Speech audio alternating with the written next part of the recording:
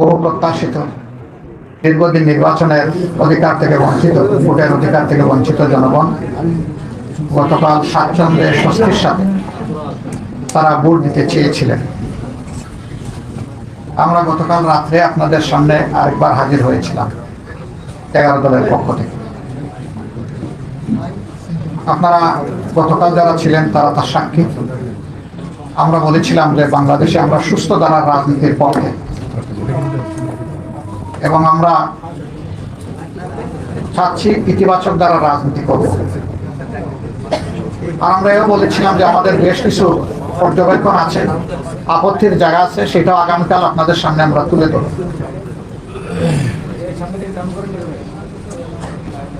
নির্বাচন মানে হার জিতের ব্যাপার থাকবে স্বাভাবিক। সেই হার জিতটা যদি স্বাভাবিকভাবে হয় তাহলে কারো সেখানে বড় কোনো আপত্তি থাকে না, সবাই সাধারণত মেনে নেয়। কিন্তু যদি সেখানে বড় ধরনের কোনো বৈষম্য অথবা ইরেগুলারিটিস হয়ে থাকে, অনিয়ম হয়ে থাকে, তাহলে স্বাভাবিকভাবেই এটা প্রশ্ন তৈরি করে।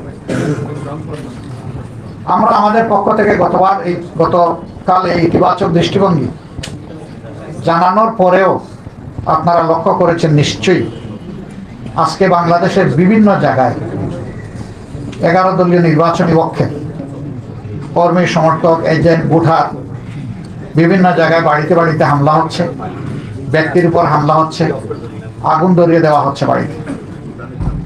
এটা তো ফেসিবাদী তত্ত্ব।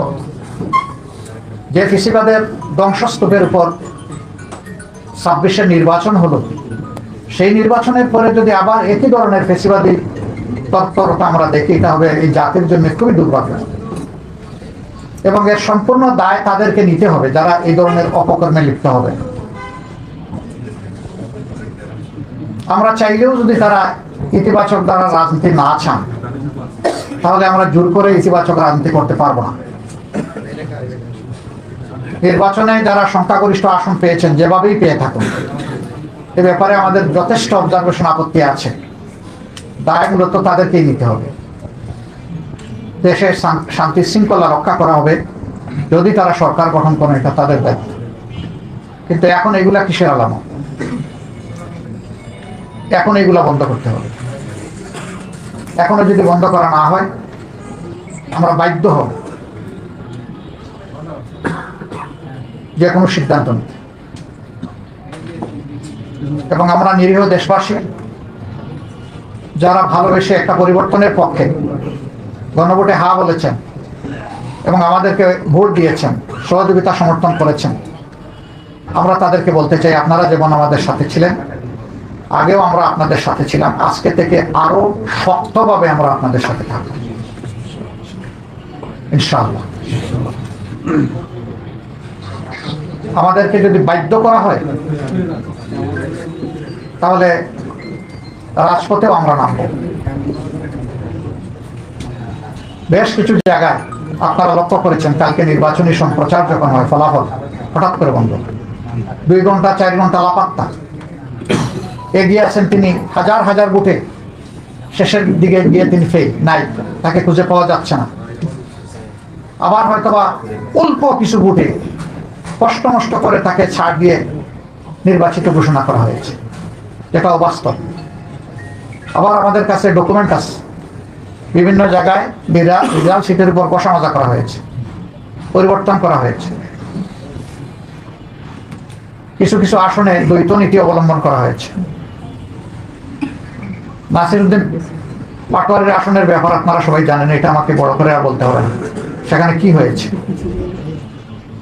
সেন্টার দখল করে একজন নেতার আপনজনের নেতৃত্বে সেখানে যা হয়েছে তার সাক্ষী দেশবাসী, বিশ্ববাসী, আপনারা। আমরা জেনেছি আপনাদের কারণে। বাংলাদেশ খেলাফত মজলিসের আমির আল্লামা মামুনুল হক সাহেব নাসিরউদ্দিন পাটোয়ারির ওখানে যে কারণে অন্য একজন প্রার্থীর পক্ষে ব্যালট অ্যাকসেপ্ট করা হয়েছে, ঠিক একই কারণ বিদ্যমান থাকা সত্ত্বেও মৌলানা মামুনুল হক সাহেবের পক্ষে এটা অ্যাকসেপ্ট করা হয়নি।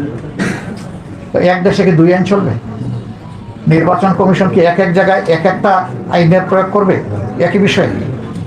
এটা এখন বিশাল প্রশ্নের ব্যাপার। আমাদের সেক্রেটারি জেনারেল সহ বেশ কিছু আসনে এই ধরনের ব্যাপার আছে। স্ব আসনে যাদের উপরে এই অন্যায় আচরণ করা হয়েছে, যাদের অধিকার জোর করে কেড়ে নেওয়া হয়েছে, আমাদের সিদ্ধান্ত তারা প্রতিকার চাইবেন। সুনির্দিষ্ট সময়ের ভিতরে যদি আমরা প্রতিকার পাই তাহলে এক কথা, কিন্তু যদি না পাই তাহলে এখানেও আমরা বাধ্য হব আমাদের পথ ধরতে। আমরা আশা করব নির্বাচন কমিশন শুভবুদ্ধির উদয় হবে এবং তারা ন্যায় ইনসাফ করবেন। না করলে দায় তাদেরকে নিতে হবে। আমরা এখনো বলবো, দেশকে আমরা ভালোবাসি, ভালোবাসার জায়গা থেকে আমরা দেশের শান্তি শৃঙ্খলা এবং দেশের ঐক্য চাই। আমাদের স্লোগানই ছিল ঐক্যবদ্ধ বাংলাদেশ। ঐক্যবদ্ধ বাংলাদেশে থাকতে হলে পরস্পরকে সম্মান করেই থাকতে হবে।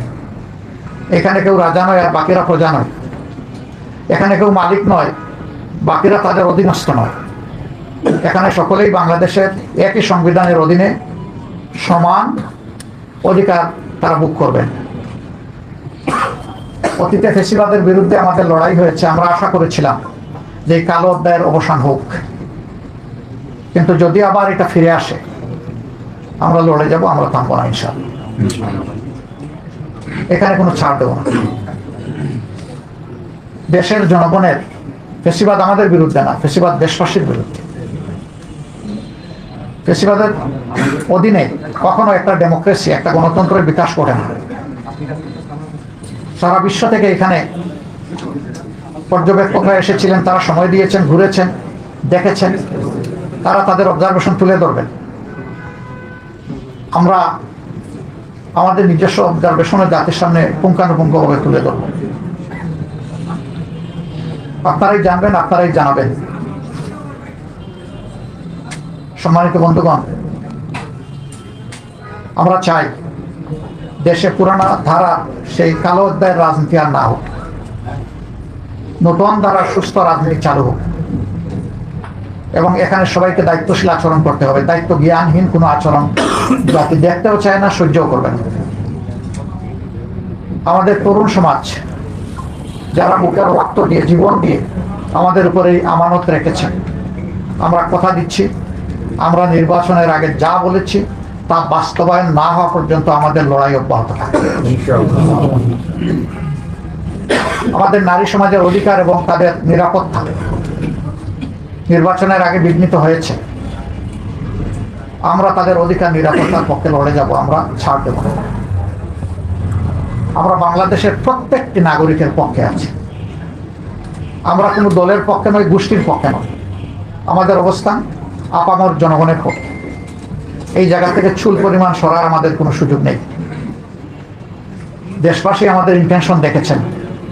আমরা গতকালকেই বলেছিলাম, আমাদের ভদ্রতাকে, ইতিবাচক দৃষ্টিভঙ্গিকে কেউ যদি দুর্বলতা মনে করেন, তারা নিজের উপরে জুলুম করবেন। এটা আমাদের দুর্বলতা নয়, এটা ছিল আমাদের উদারতা। উদারতাকে দুর্বলতা মনে করলে বিপত্তি তাদের জন্যই ঘটবে যারা মনে করবে। আমরা বিনয়ের সাথে বলবো, এই সমস্ত অপকর্ম এখন বন্ধ করো, এখন, রাইট না। আমরা আপনাদের সদিচ্ছা দেখতে চাই। নিশ্চয়ই আপনাদের নেতৃত্ব আছে, কমান্ড আছে, আমরা তার বাস্তবায়ন দেখতে চাই। আমরা এই সমস্ত ঘটনা যেগুলো ঘটেছে গতকাল থেকে আজ পর্যন্ত সবগুলার আমরা তীব্র নিন্দা জানাই এবং আমরা এটার প্রতিকার চাই। আমরা প্রতিশোধের রাজনীতিতে বিশ্বাসী নই, কিন্তু প্রতিকার পাওয়ার এবং নেওয়ার আমাদের অধিকার আছে। আমরা আশা করব জাতির সেন্টিমেন্টের প্রতি সম্মান রেখে নির্বাচনে অনিয়ম, দুর্নীতি, মাসুল পাওয়ার, কালো টাকা যাই হয়েছে হয়েছে, এটার প্রতিকার আমরা কিভাবে চাইব, নিয়মতান্ত্রিকভাবে আমাদেরকে চলতে দেন। এবং আরেকটা কথা একেবারেই স্পষ্ট করে বলতে চাই, আমাদের এই 11 দল ঐক্যবদ্ধ হয়েছে দুর্নীতির বিরুদ্ধে মূলত অবস্থান নেওয়ার জন্য। অথচ আপনারা জানেন 59 জন ভয়াবহ ঋণ খেলাফি, তাদেরকে ঋণের এই দায় থাকা সত্ত্বেও তাদেরকে নির্বাচনে এলিজেবল ঘোষণা করা হয়েছে। তারা প্রতিদ্বন্দ্বিতা করেছেন। দুর্নীতির সাথে আমাদের কোনো আপোষ নেই, আমরা আপোষ করব না। এর বিরুদ্ধে আমাদের প্রতিবাদ অব্যাহত থাকবে। নির্বাচন কমিশনকে আমরা অনুরোধ জানাবো, আরপিও যেটা খাবার করে না, এরকম যারাই নির্বাচিত হয়েছেন তাদেরকে মেহরবানি করে তাদের ফলাফল স্থগিত রেখে এই ব্যাপারে আগে সুরাহা করো, তারপরে আপনারা আগান। দ্রুত সুরাহা করলে দ্রুত গাইতে পারবেন, কোনো সমস্যা নেই, আমরা সহযোগিতা করব, কিন্তু এর সুরাহা হওয়া উচিত। যারা এই ঋণ খেলাপি হয়েছেন, এটা এক ধরনের অপরাধ, তাদেরকে আরপিওর আন্ডারে সুযোগ দেওয়া হয়েছে, সেটা তারা গ্রহণ করেন নাই। তারা গ্রহণ করলে আমাদের আজকে এই কথাগুলো বলার দরকার হতো না। অনেকে ঋণ খেলাপির তথ্য গোপন করেছেন, সেটাকে অবলীলায় এড়িয়ে যাওয়া হয়েছে। দৃষ্টি আকর্ষণ করা সত্ত্বেও ক্ষেত্র বিশেষে সেগুলো আমলে নেওয়া হয়নি। স্পষ্টভাবে এটা আরপিওর ভায়োলেশন, আমরা সেই ভায়োলেশন দেখতে চাই না। সাংবাদিকরা আমরা মনে করি সত্যের পক্ষে অবস্থান নেবেন, সংবাদ জগৎ ন্যায়ের পক্ষে নেবেন। আপনাদের অবস্থান হবে ফ্যাসিবাদ বিরোধী, আপনাদের অবস্থান হবে জনগণের স্বার্থ এবং কল্যাণের পক্ষে। আমরা এটাও লক্ষ্য করছি, আমরা সুনির্দিষ্ট এখনই বলতে চাচ্ছি না, কোনো কোনো জায়গায় ফ্যাসিবাদীদেরকে ঘোষণা দিয়ে এখন পুনর্বাসন করা হচ্ছে। নির্বাচনী প্রচারণার সময় তা লক্ষ্য করেছে। এটা মনে রাখবেন, কিছু মানুষ জীবন বাজি রেখে লড়াই করে জীবন দিয়ে এই 26 আমাদেরকে এনে দিয়েছে। 24-এর আকাঙ্ক্ষার সাথে যে কেউ অপমানজনক আচরণ করবেন, জাতি তাদেরকে ক্ষমা করবে না, বিশেষ করে যুব সমাজ তাদেরকে ক্ষমা করবে না। আমরা অনুরোধ করব 24-এর আকাঙ্ক্ষাকে যেন ধারণ করা হয়। এরপরে গণভোটের ব্যাপারে আমাদের স্পষ্ট বক্তব্য। সংখ্যাগরিষ্ঠ ভোটার রায় দিয়েছে গণভোটের পক্ষে, অবশ্যই তা বাস্তবায়ন করতে হবে। এর কোনো ব্যতিক্রম আমরা দেখতে চাই না। পচা রাজনীতির পরিবর্তনের জন্যই ছিল এই গণভোট। নতুন দ্বারা সুস্থ রাজনীতির পক্ষেই গণভোট। গণভোটে হা বিজয়ী হয়েছে, এখন বাস্তবায়ন করা যারাই সরকার গঠন করবেন তাদের দায়িত্ব। তারা যদি বাস্তবায়নের উদ্যোগ নেন, আমরা সর্বাত্মক সহযোগিতা করব। কেউ যদি এড়িয়ে চলতে চান, আমরা এ বিষয়ে অবশ্যই আমাদের কণ্ঠ থেমে থাকবে না, আমরা আমাদের দায়িত্ব পালন করব। বন্ধুগণ, যে সমস্ত আসনে ভয়াবহ অনিয়ম হয়েছে, আমাদের পক্ষ থেকে নিয়মতান্ত্রিকভাবে আমরা তার প্রতিকার চাইব। কিন্তু হাস্যস্কর, এত কিছু করার পরেও একটা পক্ষ তারা সন্তুষ্ট হতে পারছেন না। ভোট কেড়ে নেওয়া, তারপরে রেজাল্টে বিভিন্ন ধরনের মেকানিজম প্রয়োগ করা, এখন আবার সেই সিটগুলোর বিরুদ্ধে অনেকে নতুন কসরত শুরু করেছেন। কি চাচ্ছেন আপনারা? জাতির সামনে পরিষ্কার করে বলে দেন। এই প্রক্রিয়া যদি বন্ধ না হয়, তাহলে আমাদের কি করার থাকবে? যারা এই ধরনের কাজ করবেন, দায় তাদেরকে নিতে হবে। আমরা আবারও বলবো, দেশকে ভালোবাসি, আমরা ইতিবাচক ধারার রাজনীতি চাই। আমাদেরকে ইতিবাচক ধারার রাজনীতি থেকে কেউ যেন বঞ্চিত না করেন, বঞ্চিত করলে দায় তাদের। আল্লাহ আমাদের সহায় হন। এখানে আমার সহকর্মীরা আছেন, নাহিদ ইসলাম আছেন, তিনি যদি কিছু সাপ্লিমেন্ট করতে চান আমি তাকে ওয়েলকাম করব। এরপরে আল্লামা মামুনুল হক সাহেব আছেন, তিনিও যদি কিছু সাপ্লিমেন্ট করতে চান তাহলে তাকে ওয়েলকাম করবো। কিছু বলবো?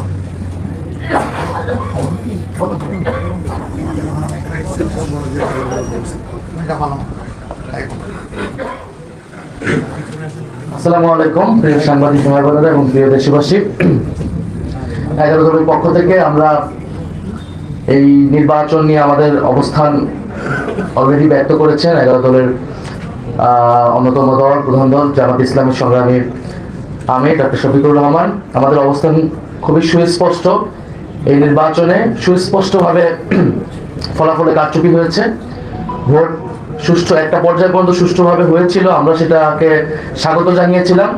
কিন্তু ফলাফল যখন ঘোষণা করার সময় হয়েছে, ওই সময়টাতে স্পেসিফিক অনেকগুলো আসনকে টার্গেট করে আপনারা দেখেছেন বাংলাদেশ খেলাফত মজলিসের আমির আল্লামা মামুনুল হক ঢাকা 13 সেই আসন, ঢাকা 8 আসন, বাংলাদেশ জামাত ইসলামের সেক্রেটারি জেনারেল আসন, এরকম স্পেসিফিক কয়েকটা আসনকে টার্গেট করে সেটার ফলাফল পরিবর্তন করে দেওয়া হয়েছে। কেন্দ্রগুলোকে দখল করে সেই কেন্দ্রে জোর করে প্রশাসনকে ব্যবহার করে সেই ফলাফল পরিবর্তন করা হয়েছে। এখন যেই প্ল্যানের কথা আমরা শুনেছি, আমরা সেই প্ল্যানের একটা বাস্তবায়ন বা সেই প্ল্যানের একটা স্বরূপ কিন্তু এই নির্বাচনে আমরা দেখতে পাচ্ছি। এবং এই ধরনের ফলাফল কারচুপি করে যারা পুরোনো আমলে আওয়ামী লীগ যেভাবে নির্বাচন করেছে সেই ধরনের প্রচেষ্টা আমরা যাদের ভিতরে দেখতে পাচ্ছি, তারা কিভাবে রাষ্ট্র পরিচালনা করবে, কিরকম দেশ পরিচালনা করবে সেটা নিয়ে জনগণের মধ্যে প্রশ্ন এসেছে। এবং নির্বাচনের পরদিনই যারা তাদের প্রতিদ্বন্দ্বীদের উপরে হামলা, সারা দেশে নির্বিচারে বাড়িঘরে হামলা, আগুন লাগানো, হুমকি এবং এলাকা ছাড়া করতেছে, তাদের কাছে এই দেশের জনগণ, এই দেশের মানুষ কিভাবে নিরাপদ থাকবে সেটা নিয়ে প্রশ্ন এসেছে। এবং সেটার জন্য আমরা 11 দল কিন্তু ঐক্যবদ্ধ হয়েছি। এবং ডক্টর শফিকুর রহমান বলেছেন স্পষ্টভাবে যে এটার জন্য রাজপথে নামার প্রয়োজন হলে আমরা সেটার প্রস্তুতি নিচ্ছি, কারণ এই দেশের মানুষকে যারা 11 দলের পক্ষে নির্বাচনে কাজ করেছে, নেতাকর্মী সমর্থক, তাদেরকে হেফাজত করা, তাদেরকে রক্ষা করার দায়িত্ব আমাদের। আরেকটি কথা আমি বলতে চাই, আমরা জনগণকে অভিবাদন জানাই যে জনগণ এত প্রতিকূলতার মধ্যেও 11 দলের পক্ষে ভোট দিয়েছেন, 11 দলের পক্ষে বিজয়ী হয়েছেন।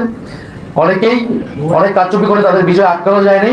আপনারা দেখবেন যে গণভোটে কত পার্সেন্ট ভোট পড়েছে, 60% ভোট পড়েছে, 60+ ভোট পড়েছে।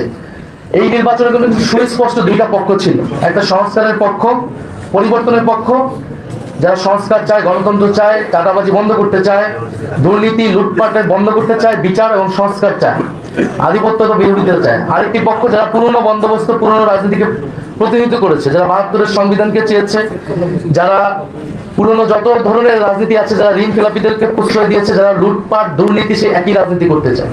ফলে জনগণ ব্যাপকভাবে যেই 60%-এর বেশি, 60+ সংস্কারের পক্ষে তারা ভোট দিয়েছে, সে একই জনগণ কিন্তু 11 দলের পক্ষেও ভোট দিয়েছে।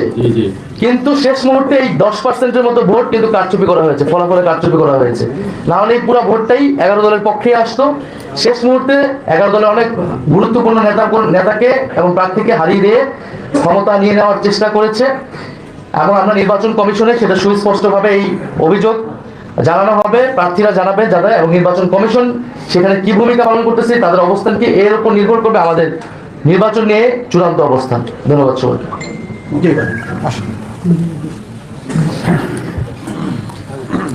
জি, আসসালামু আলাইকুম ওয়া রাহমাতুল্লাহ। আমরা